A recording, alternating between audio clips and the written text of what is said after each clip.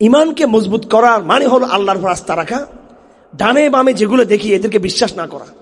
অমুক শক্তি তমুক শক্তি, অমুক রাজনীতি তমুক রাজনীতি, সব কিছুর আগে হচ্ছে আল্লাহ। এটা গল্পের কথা না, এটা বাস্তবতা। এই যে মানে ঘটনাগুলো ঘটে আমাদের সামনে, ফার্সি কবি আছেন একজনই বলেছেন, ইনকিলাবাত জাহাঁ ওয়াইজ রব হে কহো হর তাগায়ুর সে সদা আতি হে ফফহম ফফহম। ইনকিলাবাত জাহাঁ ওয়াইজ রব হে কহো, পৃথিবীর যে বিভিন্ন ঘটনাগুলো ঘটে গভীরভাবে যদি চিন্তা করি আপনি সেখানে বুঝবেন যে আল্লাহ হচ্ছে মূল মাস্টার মাইন্ড এই ঘটনাগুলোর। কথা ঠিক কিনা? জুলাই বিপ্লবে একটা কথা বাজার আসছে, মাস্টার মাইন্ড, অমুক মাস্টার মাইন্ড। ওই সব মাস্টার মাইন্ডগুলো আমরা চিনি। আল্লাহ যতদিন ইচ্ছা করছেন হাসিনাকে টিকে রাখছেন কিনা? আপনি কি মনে করছেন এতদিন ঠিক যাবে? কেউ কল্পনা করছে? হাসিনা নিজেও কল্পনা করে যে 17 বছর সে ক্ষমতায় থাকবে? করছে? কল্পনা করছে নি? কল্পনা করে নাই।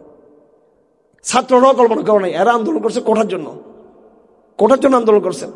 কিন্তু কিভাবে দেখেন, আমরা হেফাজত ইসলাম 13 সালে আন্দোলন করলাম, বিএনপি জামাত শিবির সবাই মিলে এই 13 সালের শেষের দিকে 14 সালের নির্বাচনের সময় জানুয়ারিতে নির্বাচনের বিরুদ্ধে কিভাবে দেশব্যাপী অবরোধ হয়েছিল মনে আছে আপনাদের? কত ভয়াবহ আন্দোলন হয়েছিল, লাগাতার অবরোধ। এবং হাসিনা বলে পেট্রোল বোমা দিয়ে অভিযোগ দেয় আমাদেরকে। হেফাজত এত রক্ত দিয়ে সংগ্রাম করে লড়াই করে হাসিনাকে বিতাড়িত করতে পারেনি। বিএনপি জামাত শিবির লড়াই করে সংগ্রাম করে পারেনি। এরপর লাগাতার সংগ্রাম, আন্দোলন সংগ্রাম, পারেনি। 21 সালে আমরা আবার আন্দোলন করে সবাই জেলখানে চলে গেলাম। 2021 সালে পারেনি আমরা। হইতে এরকম 2024 ইলেকশন হয়ে গেল। ইলেকশনের আগে আবার আন্দোলন সংগ্রাম হইল, পাত্তাও দেয়, নির্বাচন হয়ে গেছে। একদম ফেব্রুয়ারি মার্চ হাসিনা একেবারে ক্ষমতায় বসে গেছে। মওলানা গুনবী এখন এখানে আসবে আপনাদের বয়ান করার জন্য। এরকম কিছু আলেম গ্রেপ্তার ছিল। আমি সরকারি এক জায়গায় বললাম যে এই আলেমদেরকে ছেড়ে দেওয়া উচিত, অনেক ওলামা এখন গ্রেপ্তার আছেন। তো অফিসাররা বলতেছিল একবার খুব রিল্যাক্স মোডে, একবার খুব শান্ত মোডে অহংকারের সাথে বলতেছে, হ্যাঁ এখন দেশ খুব শান্ত, নির্বাচনটা হয়ে গেছে, এখন রাষ্ট্র খুব সেটেল রাষ্ট্র, আপনাদের এ কথা পাত্তা দেওয়ার সময় এখন প্রধানমন্ত্রীর নাই। আর আল্লাহ ফাইসালা করেছে শুধু এক গুণবী না, জসিমুদ্দিন রহমানকে টেনে বের করে দেবে জেলখানা থেকে, হাসিনাকে লাথি মেরে বের করবে। সাধারণ একজন দু একটা আলেম এদেরকে বাইর করবে না, বলে এখন সরকার পাত্তা দিবে না। সরকার আল্লাহ বলে দাঁড়া, একেবারে আল্লাহর কুদরতে ফাইসালা লাগা হয়ে গেছে যে জসিমুদ্দিন রহমানি বাংলার আনাচে কানাচে দ্বীনের দাওয়াত দিয়ে ঘুরে বেড়াবে, আর হাসিনা তার দস্যুরা সহ তার গুন্ডা বাহিনী সব পালিয়ে যাবে। কেমন কুদরত! ওয়া মাকারু ওয়া মাকারাল্লাহ ওয়াল্লাহু খায়রুল মাকিরিন। কেউ কি মনে করেছে এই বাংলাদেশে মুজাহিদিনরা দ্বীনের দাওয়াত দিবে, আর যারা জঙ্গি কুস্ত আজকে তারাই আসামি হয়ে কারাগারে আজকে নিক্ষিপ্ত হয়েছে? আমরা কি আল্লাহকে চিনতে পারতেছি? এখন আল্লাহকে বুঝতে পারতেছি কিনা বুঝুন। এগুলো এমনি আমরা কথা নাই, আল্লাহর কুদরত। এখন আমাদের দায়িত্ব ছিল এমন এক মহান রব। আমরা চেয়েছি কোটা, পেয়ে গেছি হাসিনার পতন, চেয়েছিলাম মুরগি, পেয়ে গেছি উট পাখি, উট পেয়ে গেছি উট। আমি চেয়েছিলাম যে ডিম, পেয়ে গেছিলাম যে বড় হাতি। কথা ঠিক না বেঠিক? কে দিয়েছে? আল্লাহ পাক দিয়েছেন। এটা আল্লাহর কাজ হচ্ছে এরকম, ফেরাউনদেরকে দাবানো। এর কার কাজ? আল্লাহর কাজ। নাকি এটা রাজনৈতিক গল্প? হ্যাঁ, রাজনৈতিক গল্প না। রাজনীতি করার জন্য কি শিখিয়েছেন আমাদেরকে? কে? আল্লাহ। কোরআনে করিমের সমস্ত সূরা দেখবেন, সবগুলো সূরার মধ্যে হলো রাজনীতি করার কথা বলা হয়েছে। কিরকম রাজনীতি? আব্রাহাম লিঙ্কনের গণতন্ত্রের রাজনীতি নাকি নবীওয়ালা দাওয়াতের রাজনীতি? কথা ছোট কেন হয়ে যাচ্ছে এখন আপনাদের? এইদিকে কথা বললে কথা আবার কিছু লোকে বলে, কিছু লোকে বলে না। আমরা ইসলামকে বিজয় করার স্বপ্ন দেখি কি দেখি না? ইসলাম বিজয় হবে ইসলামের পন্থায় নাকি আমেরিকান পন্থায়? ইসলাম বিজয় হবে ইসলামের পন্থায়। আল্লাহ পাক সুবহানাহু ওয়া তাআলা নবীদেরকে রাজনীতি করে। কি রাজনীতি? রাজনীতি মানে এটাই, সিম্পল একেবারে ছোট্ট কথা। হে নবীরা, আসমান যেমন আমার, পুরো নক্ষত্র যেমন আমার, জমিনটাও আমার। ওই জমিনে গিয়ে এই লোকগুলা রাজত্ব চালাচ্ছে, তাদেরকে বলে দাও আমাকে মানার জন্য, আল্লাহকে মানার জন্য। বাস এটাই রাজনীতি, এই দাওয়াতটা। ইযহাব ইলা ফিরাউন ইন্নাহু তাগা قال رب اشرح لي صدري ويسر لي أمري واحلل عقدة من لساني يفقهوا قولي واجعل لي وزيرا من أهلي هارون أخي اشدد به أزري وأشرك في أمري كي نسبحك كثيرا ونذكرك كثيرا إنك كنت بنا بصيرا আল্লাহ পাক বললেন মুসা ইসলামকে, ইযহাব ইলা ফিরাউন ইন্নাহু তাগা, তুমি যাও ফেরাউনের কাছে। ফেরাউন তাগুত হয়েছে, তাগুত, সে সীমালঙ্ঘন করতেছে। এবং আল্লাহ পাক বলছেন যে তুমি ফেরাউনের কাছে যাবা, এটা আমার দায়িত্ব। মুসা ইসলাম বলছেন যখন, ইয়া রব, আমি তো মুখের মধ্যে জড়তা, কথা বলতে পারি না, ফেরাউনকে কেমনে কথা বলবো, আর আমি একা, ভয় লাগতেছে, আমার সাথে আমার ভাইকে দেন। আল্লাহ পাক বললেন যে ঠিক আছে। ক্বালা ক্বাদ উতিতা সু'লাকা ইয়া মূসা, হে মূসা তুমি যা চাইছো তা দিয়ে দিছি। তোমাকে আমি হারুনের মতো একজন সহকর্মী দিলাম, তোমাকে আমি হাতে লাঠি দিলাম, মোজাজা দিলাম। এবার যাও তুমি, তোমরা দুই ভাই। কয় ভাই? আপনার বড় রাজনীতি হচ্ছে কি? মানুষকে দাওয়াত দেওয়া। কি দেওয়া? দাওয়াত দেওয়া। আমাদের অনেক ভাইদেরকে আমি এটা বুঝাতে পারি না। দাওয়া হচ্ছে আসল রাজনীতি। কারণ আপনি ঘরে ঘরে, ঘরে ঘরে, ঘরে ঘরে, স্কুলে স্কুলে, কলেজে কলেজে, বিশ্ববিদ্যালয়ে বিশ্ববিদ্যালয়ে আমলাদেরকে, বাহিনীগুলোকে, শিক্ষিত সমাজকে, কৃষকদেরকে সবাই যখন দাওয়াত দিবেন, দাওয়াত দিতে দিতে দিতে দিতে যখন আপনি সবাইকে যখন আপনি দিনমুখী করবেন, তখন এই সমস্ত জনগণই একদিন ইসলামের পক্ষে বিপ্লব ঘটাই দেবেন ইনশাআল্লাহ আজিজ। তারাই বলবো আমি শরিয়া চাই। এখন আপনি বলতেছেন কি, আমাদেরকে ভোট দিবেন, আমাদেরকে ইয়ে করবেন, কিন্তু আপনি শরিয়া কায়েম করার প্রতিশ্রুতি দিচ্ছেন না। কারণ আপনি জানেন এই মুহূর্তে মানুষ শরিয়ার জন্য কি হয় নাই, প্রস্তুত হয় নাই। মানুষ শরিয়ার কথা শুনবে না, মানবে না।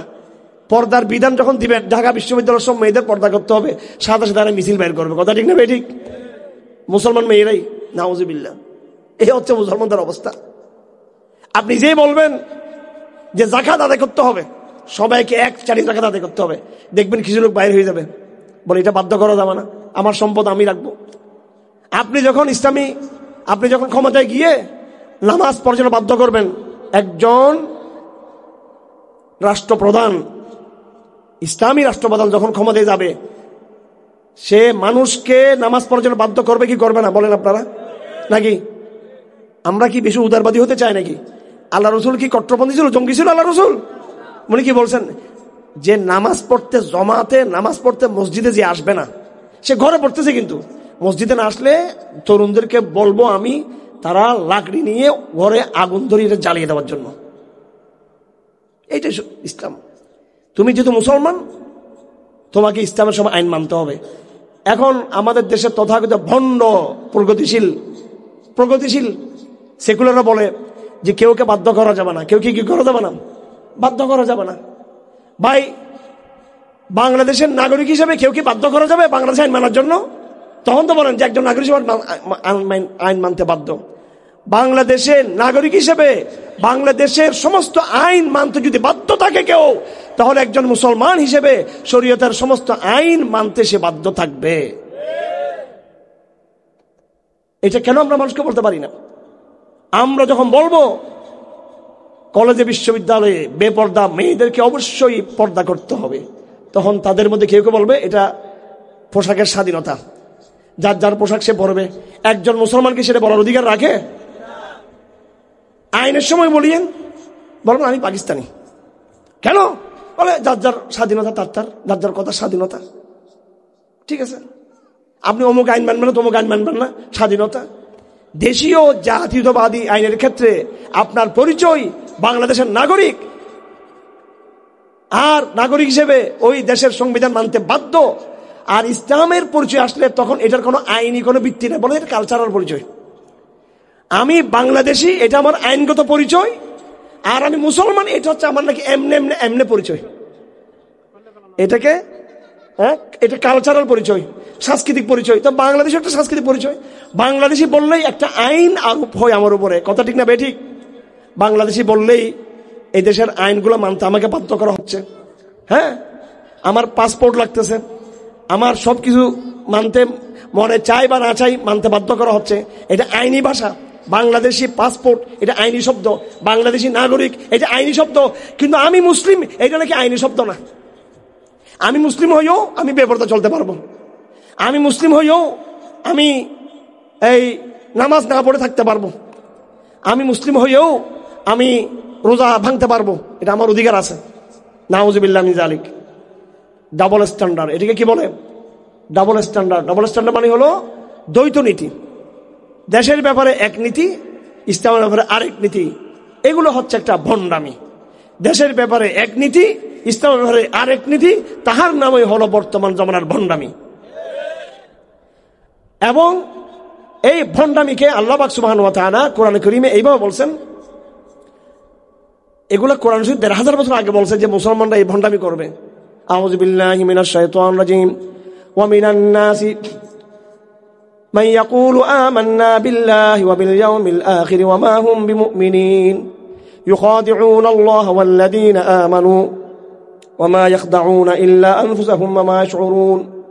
আল্লাহ পাক বলছেন, ওয়া মিনান নাস মান ইয়াকুলু আমান্না বিল্লাহি ওয়া বিল ইয়াউমিল আখির।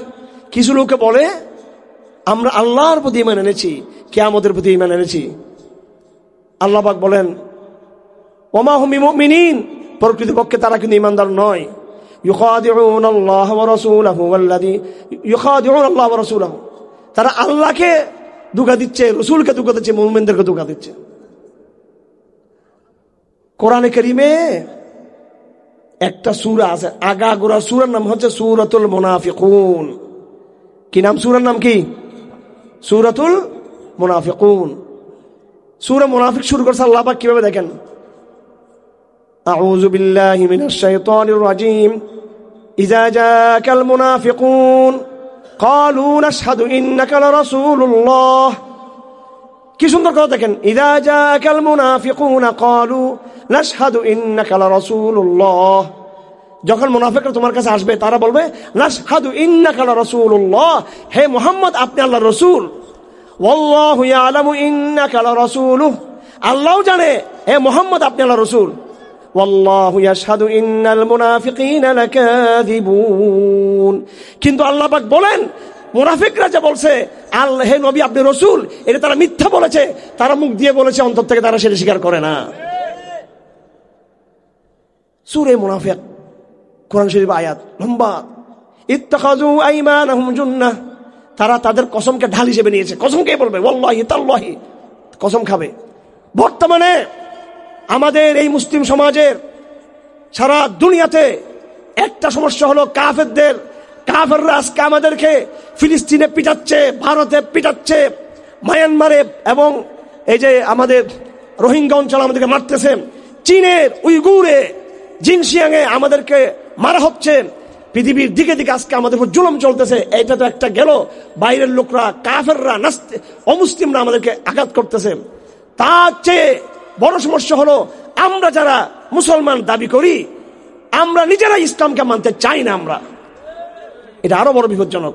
ঘরে দুশ্মন, বাইরে দুশ্মন, বাইরে থেকে দুশ্মন আক্রমণ করতেছে আমার ঘরে, আর আমার ভাই সে আমার সাথে থাকতে চায় না, সে ওই বাহিরের শত্রু দ্বারা তাদের কালচারকে, তাদের জীবন ব্যবস্থাকে সে বিশ্বাস করে, সে নিজের ঘরের প্রতি তার আস্থা নাই, বিশ্বাস নাই। আজকে মুসলমানদের ক্রাইসিস হলো দুটো, একটা হলো বাহিরের শত্রু তাদেরকে আক্রমণ করতেছে, বাহিরের শত্রু তাদেরকে দখল করে আছে, বাহিরের শত্রু তাদের আইন শিক্ষা সবকিছু চাপিয়ে দিয়েছে মুসলমানদের উপরে। আর ২ নম্বর সমস্যা হলো নিজের ঘরে যারা মুসলমান রয়েছি আমরা নিজেরাই ঈমান থেকে বিচ্যুত হয়েছি, নামাজকে ছেড়ে দিয়েছি।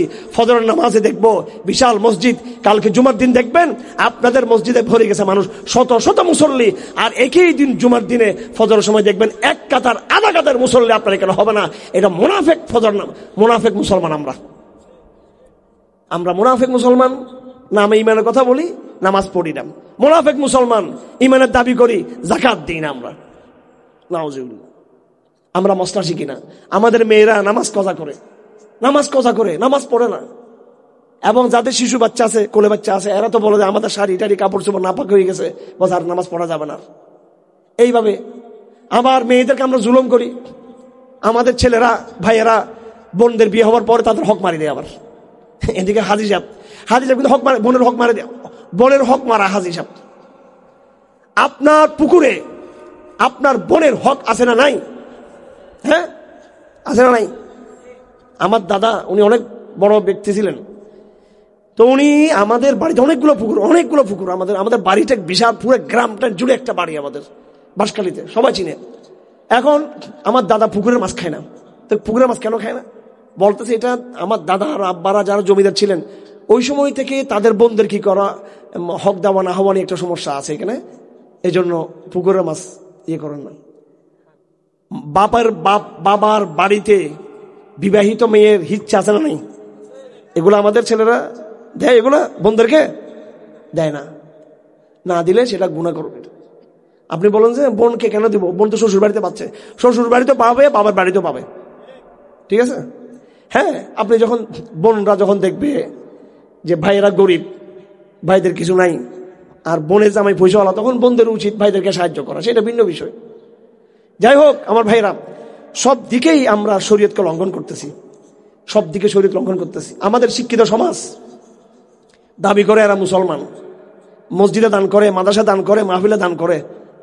হ্যাঁ, নির্বাচনের সময় সবাই দেখবেন এখন দাড়িওয়ালা, টুপিওয়ালা, শরীয়তওয়ালা হয়ে যাবে এখন একবার সবাই, বুঝছেন নি? একবারে কতবার পাক্কা মুসলমান। আমি সমস্ত মাহফিলে বলতেছি, যারাই নির্বাচন জানবে হাত ধরে ফেলবেন এদেরকে, ওয়াদা করেন আল্লাহর জমিনে সংসদে গিয়ে শরীয়ত প্রতিষ্ঠার কথা বলবেন কিনা বলেন, ওয়াদা করেন। বলতে পারবেন আপনারা সবাই? নাকি ভয় পাবেন? আপনারা হাসিনাকে ভয় পান না, আবার কাকে ভয় পাবেন? একবার ভয় ভেঙে গেছে, এইটার উপর থাকবেন মৃত্যু পর্যন্ত, আর কেউ ভয় পাবেন না, দেখবেন আল্লাহ আপনাকে সাহায্য করবেন ইনশাআল্লাহ। যে মানুষকে ভয় পাবে না, আল্লাহ পাক তার সাহায্যের জন্য চলে আসবে, ফেরেশতা চলে আসবে, ঠিক আছে?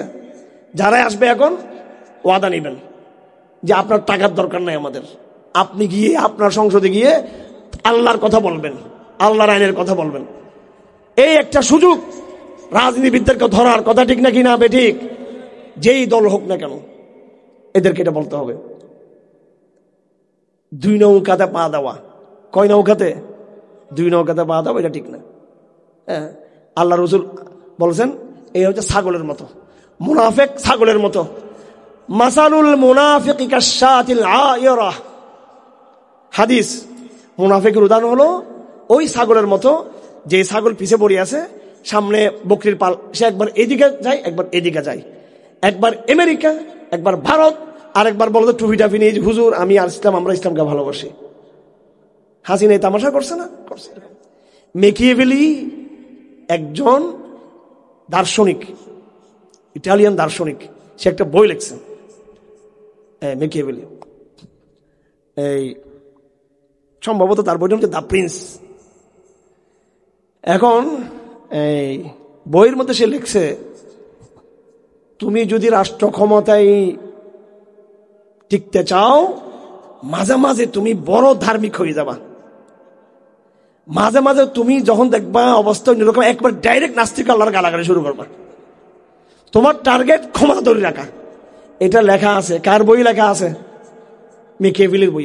এটাকে বলে মেকিয়েভেলির সূত্র, এটাকে বলা হয় মেকিয়েভেলির সূত্র। অর্থাৎ তুমি ক্ষমতা যদি চাও, তাহলে নির্দিষ্ট কোনো আদর্শকে তুমি লালন করতে পারবা না, এক এক সময় এক এক দিকে তুমি চলে যাবা।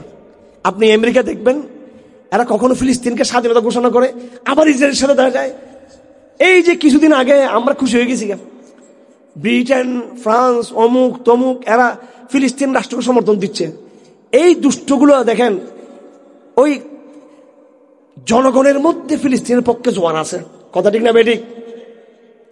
এরা তলে তলে পুরো সামরিক বাহিনীকে লাগাই রাখছে ইসরায়েলকে সাহায্য করার জন্য, এদের বড় লোকদেরকে লাগাই রাখছে ইসরায়েলকে টাকা দেওয়ার জন্য, আর ভোট পাওয়ার জন্য চট করে অবস্থা পরিবর্তন করে বলতেছে, হ্যাঁ আমরা ফিলিস্তিন রাষ্ট্র এটাও চাই, এটার পক্ষে ভোট দিচ্ছে ওরা। আমাদের বাংলাদেশের মিসকিন মুসলমানরা খুশি হয়ে গেছে, হ্যাঁ ফ্রান্স আমাদের পক্ষে, ব্রিটেন আমাদের পক্ষে, এরা ফিলিস্তিন রাষ্ট্রের পক্ষে সমর্থন দিয়েছে। এরা দুই দিকে আছে, এরা ইহুদিদেরকে সমর্থন করে আবার ফিলিস্তিনকে সমর্থন করে। কেন? ক্ষমতা টিকিয়ে রাখার জন্য। এটা হচ্ছে মুনাফিকি। ইসলামে এমন কোন মুনাফিকি নেই, চলবে না। চলবে ক্ষমতা পাই বা না পাই, আল্লাহর কথার উপর চলবো, মুনাফিকি ছাড়বো। আমার আজকের বক্তব্য হচ্ছে, আমরা যারা মুসলমান হব, পরিষ্কার বিশুদ্ধ মুসলমান হব, মুনাফিক মুসলমান আমরা হব না। এবং আগামী দিনের বাংলাদেশ সবাই আমরা সবাই চেষ্টা করব ইনশাআল্লাহ, কোরআনের বাংলাদেশ, শরীয়তের বাংলাদেশ ইনশাআল্লাহ। এটা হচ্ছে সবাই কাজ করব, তরুণরা কাজ করবেন। আমি শেষ করে দিচ্ছি, এরা কই? হ্যাঁ শেষ করে দিচ্ছি। তো আল্লাহ পাক সুবহানাহু ওয়া তাআলা আমাদেরকে তৌফিক দান করুন। আমার দূরে যেতে হবে। আল্লাহ পাক বলেছেন কোরআনে, কই আর গুণে বিষয় আসছে?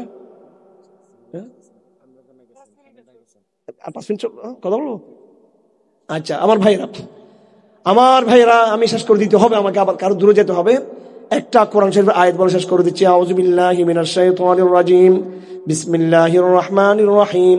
ইয়া আইয়ুহাল্লাযীনা আমানু দুখুলু ফিস-সিলমি কাফাহ ওয়া লা তাত্তাবি'উ খুতুওয়াতিশ শাইতান ইন্নাহু লাকুম আদুউম মুবিন ফাইন জালালতুম মিন বা'দি যালিক ফা'লামু আন্নাল্লাহা শাদীদুল ইকাব আন্নাল্লাহা শাদীদুল আযাব। বলে না?